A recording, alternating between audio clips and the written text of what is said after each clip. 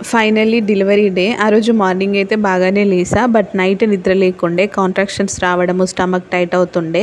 అది ఇంకా మార్నింగ్ 9 వరకైతే చాలా ఎక్కువ అయింది. ఫాస్ట్‌గా హాస్పిటల్‌కి వెళ్తే అడ్మిట్ అవ్వమన్నారు. లేబర్ పెయిన్స్ అని చెప్పి చెక్ చేస్తా అన్నారు. నేను భయపడ్డా. వద్దని చెప్పి డైరెక్ట్ సి సెక్షన్ చేయించుకుంటా అని చెప్పిన. ఇక వేరే రూమ్‌కి అయితే షిఫ్ట్ చేసిల్లు. అయితే అన్నుకి అప్పటికే చెప్పినాము. తనైతే స్టార్ట్ అవుతుండే అప్పటికే. తను రావడానికి 1 అవుతుంది. మా హస్బెండ్ వచ్చాకే ఆపరేషన్ స్టార్ట్ చేయండి అని చెప్పేసి నేను అలాగే వెయిట్ చేస్తున్నా. లేకపోతే ముందే ఆపరేషన్ అయ్యేది నాకు వెళ్ళిన వెంటనే.